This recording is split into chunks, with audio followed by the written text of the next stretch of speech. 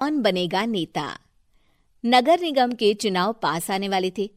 पूरे कानपुर शहर में टिकट को लेकर मारामारी शुरू थी, लेकिन सबसे ज्यादा चर्चा में वार्ड नंबर 40 की सीट थी। वो इसलिए क्योंकि इस बार वहां की सीट महिला के लिए आरक्षित थी। अब सवाल ये था कि चुनाव लड़ेगा कौन। इससे पहले ठाकुर साहब वहां से पार्षद थे और इस बार उन्होंने अपनी पत्नी सीमा ठाकुर को टिकट दिलवाई और ठाकुर साहब की शान के कारण सीमा जी ने 20,000 वोटों से चुनाव जीत लिया। अरे बधाई हो सीमा भाभी, अब तो आप वार्ड की पार्षद बन गई हैं। अब तो हमारे काम आप ही करवाएंगी। अरे ये तो सिर्फ नाम की पार्षद बनी है, वो तो महिला सीट आ गई, वरना पार्षद तो मुझे ही बनना था। अब भले ही चेहरा इसका होगा, लेकिन पावर तो मेरी ही होगी। अरे वाह भाई साहब, क्या दिमाग लगाया है आपने भी। आइए आप लोग, खाना लगा दिया है सबके लिए। सीमा जी पार्षद बन चुकी थीं, फिर भी उनकी एक ना चलती। सारे काम ठाकुर साहब खुद ही संभाल लेते और जहां जरूरत पड़ती वहां सीमा जी का अंगूठा लगवा लेते। सीमा जी ज्यादा पढ़ी लिखी भी नहीं थी। एक दिन ठाकुर साहब और सीमा एक प्रोग्राम में जाते हैं। अरे ठाकुर साहब, आप आ गए। ओहो, पार्षद मैडम भी आ गई हैं। स्वागत है आप दोनों का। लगता है हमारे पार्षद फंड का सही इस्तेमाल हो रहा है। चलिए अब उद्घाटन करते हैं। ये लीजिए ठाकुर साहब कैची, आप ही सबसे पहले प्रवेश कीजिए। सब लोग आगे निकल जाते हैं और सीमा जी पार्षद होने के बावजूद भी पीछे खड़ी रह जाती हैं। वो देखती हैं कि वेलकम बोर्ड पर उनका नाम है, लेकिन महिला होने के कारण कोई उनका सम्मान नहीं कर रहा। अगले दिन एक आदमी उनके घर आता है। अरे ठाकुर साहब नमस्कार। कल ना हम नोटिस किए कि हमारा घर तो अवैध है और नगर निगम वाले उसे तोड़ने आ रहे हैं। अरे कुछ कीजिए ना ठाकुर साहब। देखो भाई, मैं तो ज्यादा कुछ कर नहीं सकता, पर अगर तुम सबकी जेब गर्म कर दो तो कुछ हो सकता है। कुल मिलाकर 4 लाख लगेंगे। अरे 4 लाख ठाकुर साहब? अरे भाई, मैं अपने लिए नहीं मांग रहा हूँ।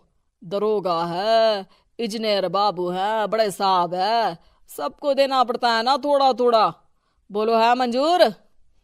तभी वहां अचानक सीमा जी आ जाती हैं।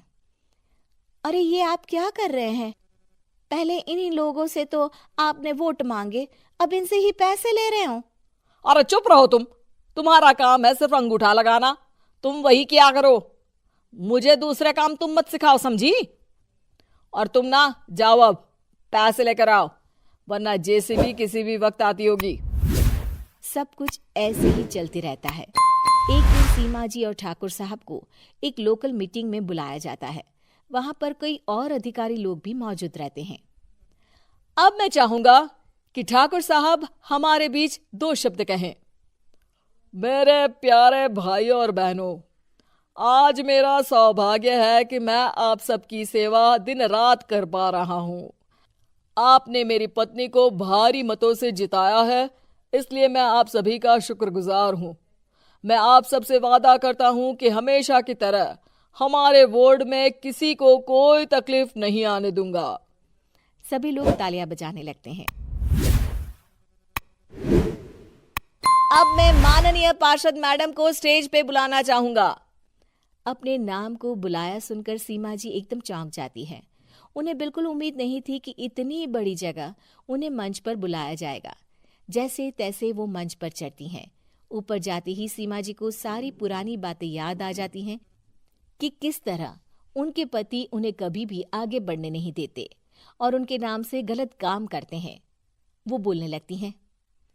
मैं आपके वार्ड की पार्षद सीमा हूं। आप में से बहुत कम लोग ही मुझे जानते होंगे, क्योंकि इससे पहले मुझे कभी ऐसा मौका ही नहीं मिला। सारे मौके मेरे पार्षद पति यानी आपके ठाकुर साहब ही लेते रहे, लेकिन आज ये मौका मुझे मिला है तो मैं इसे ऐसे ही नहीं जाने दूंगी। मैं आपको ये बताना चाहती हूँ कि आपके ठाकुर साहब मेरे नाम की आड़ में गैर कानूनी काम करते हैं, जिस पर अंगूठों के निशान मेरे होते थे। इसीलिए मैं अपनी गलती मानती हूँ और आज अपने पद से इस्तीफा देती हूँ, ताकि आगे से कोई गलत काम ना हो पाए। अब फैसला आप सबके हाथ में है कि आप हमें क्या सजा देना चाहते हैं। सीमा जी की बातें सुनकर ठाकुर साहब के चेहरे का रंग उड़ जाता है और वो शर्म से मुंह नीचा करके वहां से चले जाते हैं और पद से इस्तीफा देकर ही सही सीमा जी अपने आप में आत्मविश्वास महसूस करती हैं।